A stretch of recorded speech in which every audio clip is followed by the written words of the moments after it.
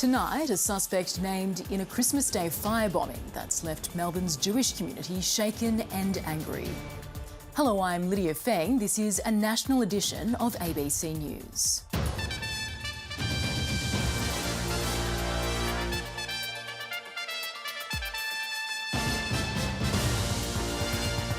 A wild start for the 80th Sydney to Hobart yacht race and a special tribute for the victims of the Bondi attack. Uncontained and out of control, an erratic bushfire forces residents from their homes in WA. A crane threatens to topple in the Gold Coast after a severe Christmas Day storm. Shoppers brave crowds across the country to bag a Boxing Day bargain. And 20 wickets fall on a frenetic day one of the Boxing Day test, with Australia leading by 46 runs at stumps.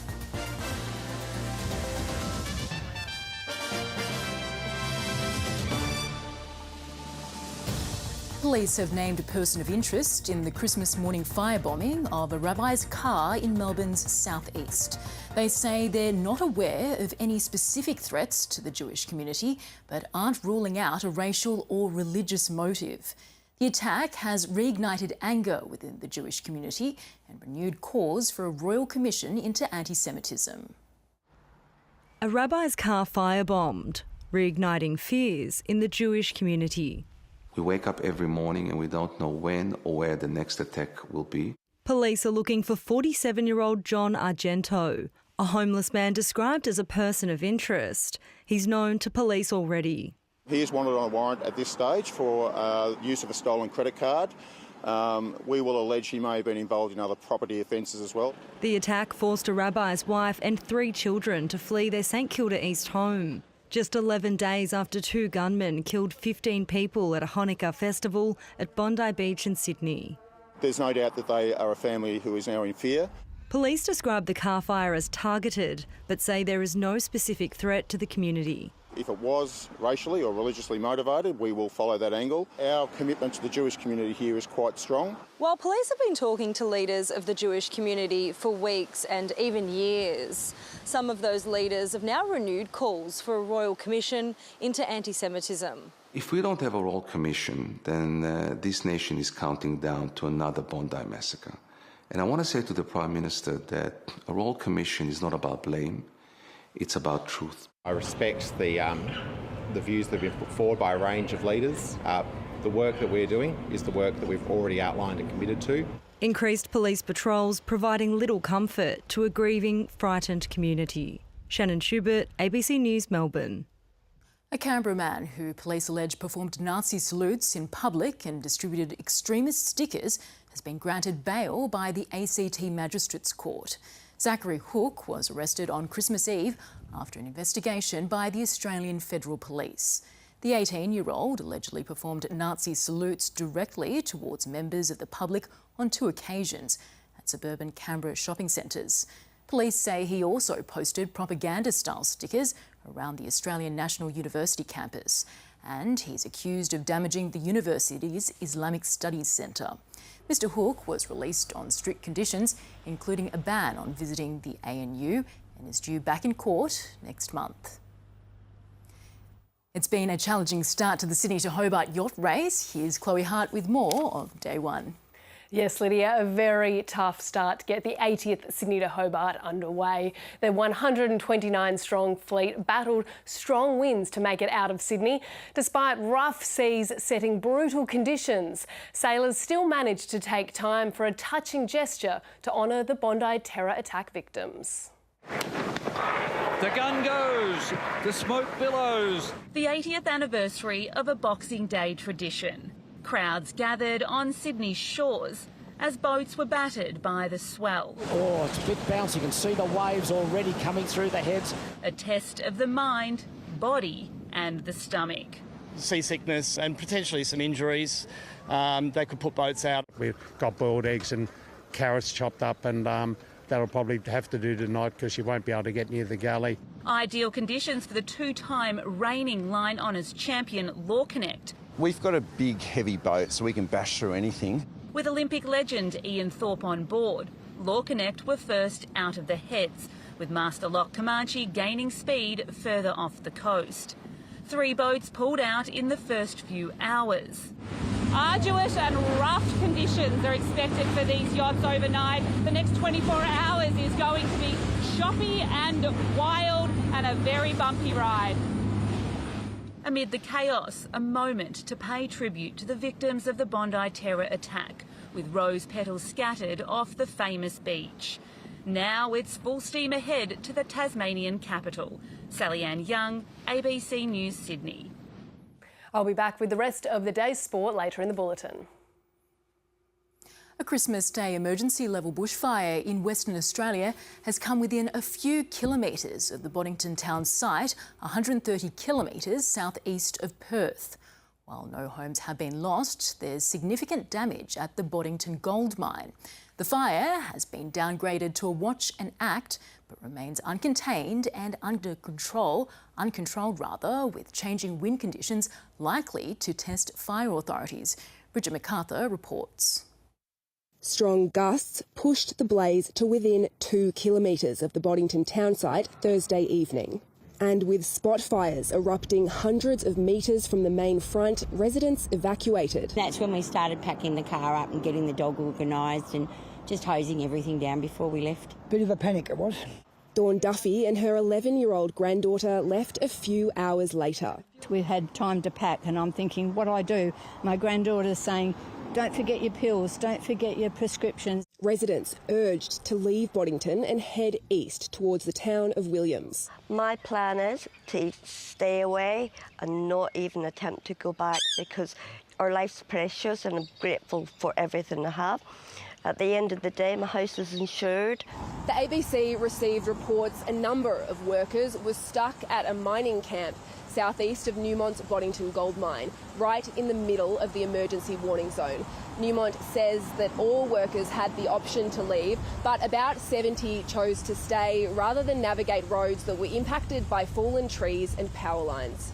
It's understood some of those workers helped firefighters whose unrelenting efforts through the night saved the town.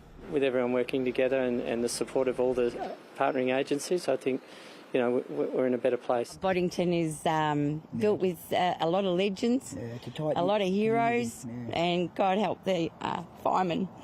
They did a wonderful job. But forecast wind changes are expected to again challenge fire crews on the ground. Bridget MacArthur, ABC News, Boddington. A towering crane is teetering over residential streets and at least one house has lost its roof after a wild storm on the Gold Coast yesterday. An exclusion zone is in place while authorities work to dismantle the damaged crane in windy conditions. A path of destruction forged on Christmas Day. Hunkering down by a vehicle for our lives. This mother and daughter can't get to their damaged caravan.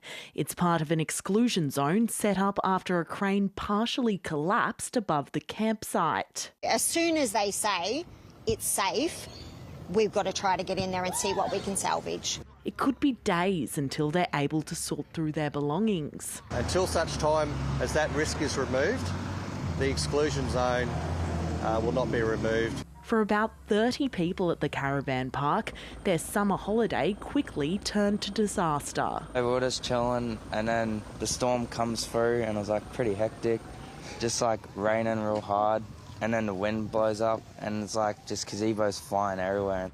A few streets away, this couple's home has been destroyed. You just put lasagna in the oven for Christmas tea, and then it just went bang, bang, bang, bang. Police are bringing in 2 cranes to dismantle the partially collapsed crane behind me, but they say it could be days until wind conditions allow work to proceed safely. The predicted wind speed today and into tomorrow at the moment are not favourable towards that occurring. Looking on and hoping for the best. Julia Andre, ABC News, Gold Coast. Despite the ongoing cost of living crunch, Australians have opened their wallets in record fashion on the hunt for a Boxing Day bargain. The retail sector is on the rebound, with sale-hungry shoppers predicted to spend more than $1.5 billion today. It was a calm start to an otherwise buzzing Boxing Day at the shops. It's much more subdued than I expected it to be. I think everyone's shopping online, which is good for me. It wasn't long before the crowds began pouring in, with shoppers eager as ever to hunt out a bargain. It was smooth sailing. I think I got in just at the right time, but half an hour in and I realised the shop's full. Even amid cost of living pressures, the industry had predicted shoppers will spend a record $1.6 billion today. It most likely will be the biggest day our store has ever seen in history, which is fantastic and obviously a big improvement. And for many, physical stores trumped digital retail. We just prefer to see it in person and try things on rather than online, because sometimes it might not be what you think it is. The vibe, you know, bit of action and have a look around. For some, it was the human connection that lured them out to the shops. I like the atmosphere. I mean, there's a lot of people here. You don't really know them, but everyone talks to each other. It's just fun. And a chance to part with some leftover money post-Christmas. The sales, you just can't beat them. Like, there's nothing like Boxing Day sales, and just had to come down for Sydney for the day, spend all my money, all that Christmas money. Nothing's really caught my eye so far, so I haven't spent much, to be honest. Just trying to spend the Christmas money, you know. With the rise in online retail, the scenes of shopper stampedes are no longer as common on Boxing Day. But the industry says the growth in spending shows the enduring appeal of the one-day sales event. Around 80% of shopping still takes place in store. Aussies love their shopping, they love the sensory experience of shopping. Proving retail therapy is yet to go out of fashion. Gavin Coote, ABC News. Thousands of backpackers and expats are on the naughty list tonight after being accused of trashing Coogee Beach in Sydney's east. Police estimate around 15,000 tourists flocked to the beach for the Christmas Day tradition, which is typically held at Bronte. It's the party known as Orphans Christmas. But just like every year, rubbish was the only thing being left behind. I'm so sad and I was shocked because this is the first time to see like such a chaos situation. Very sad that these people are very lazy and not picking up their rubbish afterwards. Bronte Beach is usually the location of choice for these Santa-hatted backpackers. This Christmas, they were told to go somewhere else. Yesterday saw tens of thousands descend on Coogee Beach with next to no notice. They did trash the place. Good on them. They've got to go somewhere, right? And one thing Coogee does well, we're not stuck up like Bronte. You know, we like having the young kids here. And we saw all the footage last night and we thought it was great. It took council more than 12 hours to remove 20 tonnes of waste strewn from one end of the park to the other. Despite the mess, police confirmed no arrests were made. Coogee Beach is supposed to be an alcohol-free zone, but with the amount of broken glass and bottle caps left here overnight, some locals say it needs to be better enforced to protect their children and pets. No. I want my kids to run bare feet here, and we can't do it safely unless it's all picked up. Trashy behaviour all around. Courtney Barrett-Peters, ABC News, Sydney. Family members of Bondi hero Ahmed Al Ahmed have been granted visas to help him recover from his gunshot wounds. Ahmed was left with nerve damage after being shot while wresting a gun out of one of the shooter's hands. His family requested for his siblings to come from overseas and take care of their brother. Ahmed could be released from hospital in the coming days. In a message today, he says he hopes his pain and the pain suffered by others can be channeled towards peace, love and unity. Mourners in central Israel have attended a funeral service for Dan Elkanyam, one of 15 people killed in the Bondi Beach terror attack earlier this month. The 27-year-old French national has been described as a golden person and an example to the whole world. Elkanyam was a talented soccer player who lived in Sydney's eastern suburbs with his girlfriend. The US military has bombed Islamic State sites in Nigeria with the cooperation of the country's foreign ministry. Washington says the strikes were launched against IS militants in Nigeria's northwest, claiming the group had targeted Christians in the region. Nigeria's foreign ministry said it had been given advance notice of the airstrikes, which hit Sokoto State, describing them as precision hits on terrorist targets. The US Africa Command said multiple ISIS terrorists were killed in the attack. Severe Christmas storms have claimed the lives of 3 people across the Los Angeles area and parts of Southern California.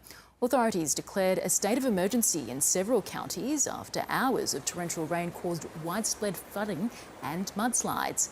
Homes and belongings were submerged by thick layers of mud and debris, which inundated entire neighbourhoods, burying cars and streets.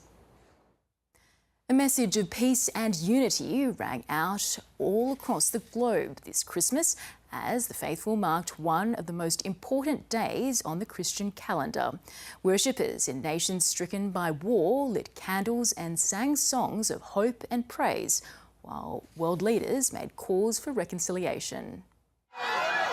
Driving through a packed St. Peter's Square, Pope Leo marked his first Christmas as leader of the 1.4 billion Catholics worldwide. Appearing on the famous balcony with a call for peace for the thousands braving the weather below, as well as those watching from afar. Let us not allow ourselves to be overcome by indifference towards those who suffer, for God is not indifferent to our distress.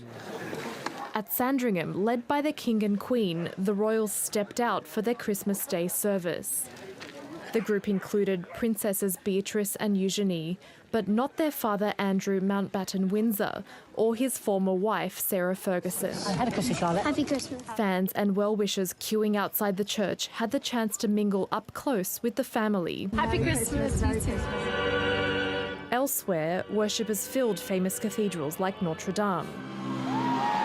And in Hong Kong, the magic of Christmas dazzled crowds in a citywide celebration. Others endured freezing conditions to mark the day with something a little less traditional.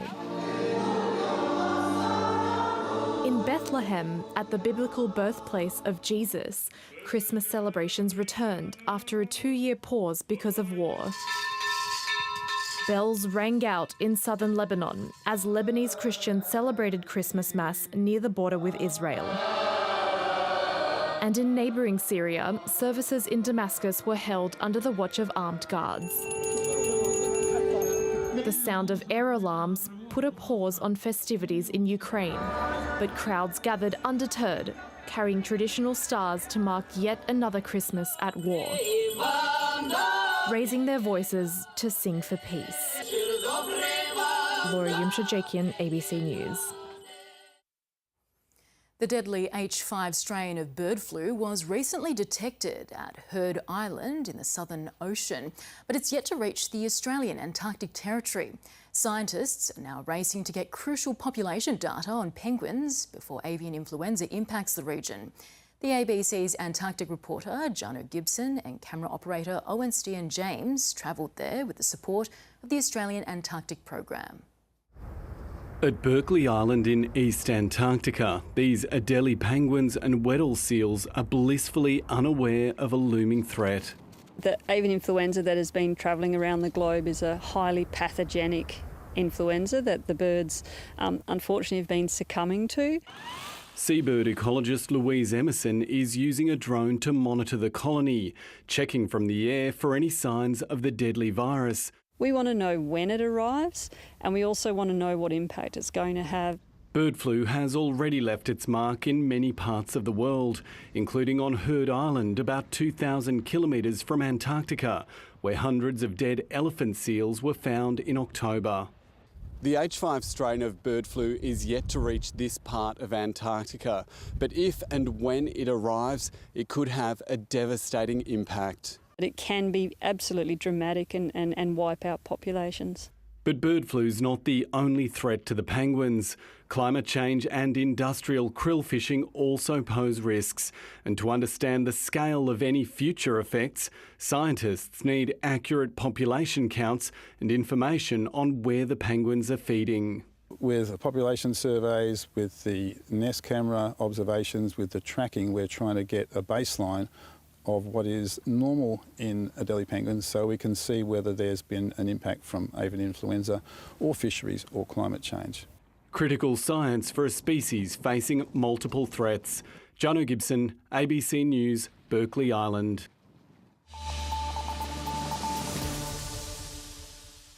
And with more sport now, Chloe, a whirlwind start to the Boxing Day test. Yes, wickets falling everywhere at the MCG, Lydia. Australia was forced to bat twice in front of a record-breaking cricket crowd, a remarkable 20 dismissals and on day one of the fourth Ashes test.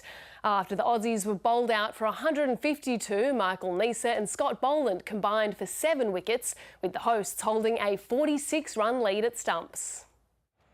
Asked what he could have done to prevent his team's 3 defeats, Ben Stokes sarcastically mentioned win the coin toss. And finally he did. Yeah, we're going to have a bowl.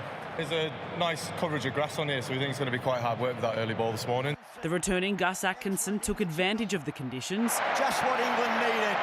Australia's top order collapsed and Josh Tongue was the number 1 threat. Got him! Josh Tongue has been electric this morning. Usman Khawaja looked like he'd continue his mid-order resurgence. And Khawaja picks up 4. Before feathering 1 through to the keeper. A 50-run partnership for Michael Neser. Boundary starting to come for the home side. And Cam Green made the score look a little healthier before Green's desperation became costly. Go Green, direct hit! It's tight. Green starting to wander off immediately. Brilliant piece of work. And soon after, the tail folded. Edged and gone. 5 wickets for Josh Tongue. With Australia all out for 152, Mitchell Starc made Ben Duckett's week even tougher. And soon England fell to 3 for 8, a taste of their own medicine. Edge, taken! Attention turned to the stands for a brief moment. And that famous shot of Warnie's being repeated. To honour the late, great Shane Warne, who loved the MCG. And Neser came back with vengeance. Second duck of the series for Joe Root. In response, Harry Brook reignited Bazball. And Brook has taken that all the way for 6. Before Scott Boland reminded the visitors he'll always be the Boxing Day hero. Oh, I love it. The England tail also couldn't wag, all out for 110. Oh, there's a wicket to Green. The Aussies having to bat for a second time today. Scott Boland turned opener alongside Travis Head. Alexia Pesce, ABC News, Melbourne. It was certainly a tough time at the crease for the start of the Boxing Day test. Here's more from ABC Sport's Ben Cameron and former player and commentator Stuart Clark. Well, the last time this many wickets, 20, fell on day one of a Melbourne test in the Ashes was 1902. Don Bradman, 6 years before he was born. Stuart Clark, what do you put it down to? Well, look, it was a great day's cricket. Look, the wicket had a lot of life in it, and I thought both teams actually bowled really well. So they got the ball in the right spot, and wickets fell around it. England's batting, all out for 110 inside 30 overs. Was it bad batting, good bowling? Well, I think it was probably a bit of both. I think they didn't really hit the ball well, and then they were caught between this aggressive and defensive again. Unfortunately, they just kept getting out. Josh Tongue, the pick of the English bowlers, 5 wickets for him. How did he bowl? Well, he actually was the best of the bowlers. He bowled as well as Scott Boland on the MCG bowls. He bowled full, he got the ball to seam around a bit, and when he did, the Australians found ways to miss them or nick them. And Scott Boland, he never thought he'd be opening the batting for Australia on Boxing Day, but he was as a night watchman. Amazing scenes. Biggest cheer of the day when Scotty Boland walked out there, and he survived. It was an incredible first day of the Boxing Day test at the MCG. The Ashes may already be decided, but that didn't stop the crowd of 94,000 filling the MCG or the banter between traditional rivals. The Ashes are already safely in Australia's possession, but the home fans are hungry for even more success. 100%. I'll put my house on it. And the England-Australia rivalry is as strong as ever. We saw you cry on the telly. The MCC is confident of breaking an Ashes crowd record across the 5 days scheduled for this test. You can see the members' gates flying, so that's always a good sign. There was a heightened police presence at the ground following the Bondi attack. Those men and women of Victoria Police are there to protect us. If their decision is to have semi-automatic rifles to do that, I think every Victorian should be assured by those decisions. And spectators were undeterred by the unseasonably cool weather. It's absolutely freezing, but we've brought the English conditions with us. Yeah, and we wanted the sun, it's not quite here. The anticipation palpable. Go England! I'm feeling quite fresh but rejuvenated, invigorated for the game. Shane Warne's legacy stood tall again at the MCG, with thousands taking up an offer of free health checks. They can come here, Walk past any machine, it takes 4 minutes. Australia may have already won the series, but for England's die-hard fans, there's still plenty to play for. 2-3 is what we're aiming for. Win 2-3, we're gonna win 2-3, we're gonna win 2-3. At least one win, hopefully. Yeah. Pride. That's it. And a bit of banter. The passion for Test cricket at the MCG remains strong. Erin Marsikovetere, ABC News, Melbourne. The Sydney Kings have won a 5th straight NBL game with a 24-point victory over the Illawarra Hawks in the annual Christmas Day clash. Sydney started strong, leading by 15 points at quarter time and never looked back, winning 108-84. Kendrick Davis had 27 points for Sydney, while Xavier Cooks chimed in with 21.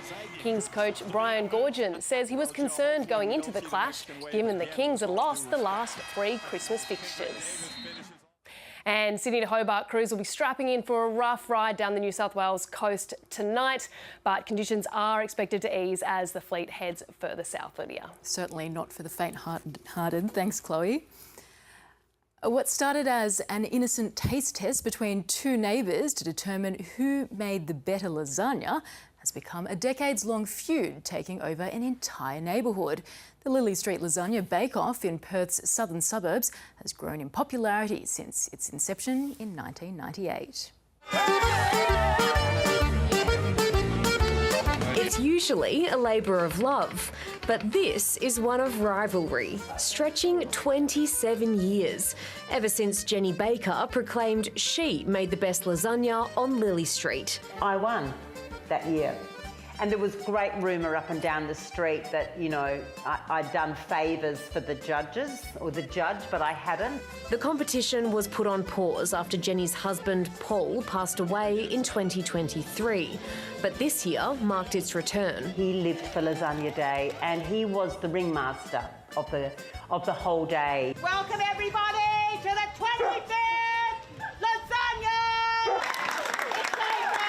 It's not a job for the carb-conscious. These 4 judges are tasting about 60 lasagnas, scoring them on taste, look and structure. Here we have some very traditional Italians living on the street, so we have a very high standard of criticism.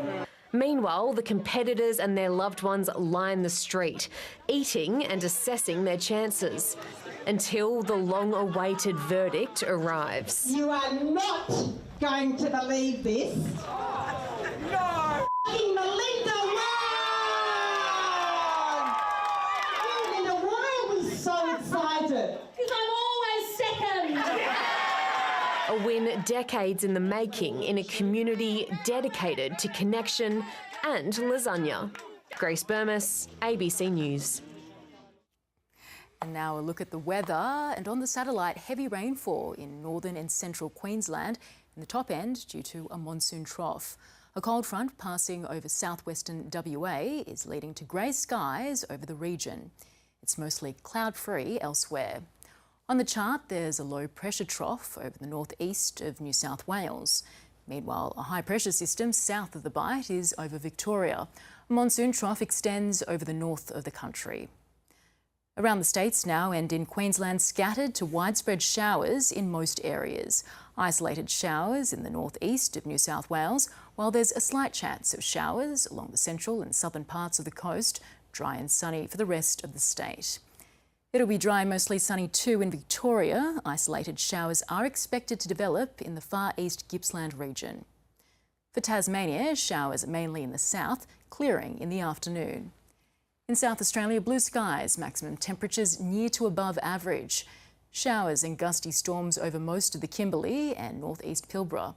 And plenty of rain and a high chance of storms in the Arnhem and Carpentaria districts. There's also a risk of damaging monsoonal conditions in the area. And the weather tomorrow around the capital cities, grey skies and 25 in Brisbane, partly cloudy in Sydney, 23 the top, a fine day and 27 in Canberra. For Melbourne, mostly sunny and 21, a possible morning shower in Hobart and 19, sunny in Adelaide, 31, a mostly sunny day in Perth too, 24 the top, showers and a chance of thunderstorms in Darwin. And that's all from ABC News for now. You can stay across the latest, both on our website and on the ABC News app. Hope you enjoy the rest of your evening. Good night.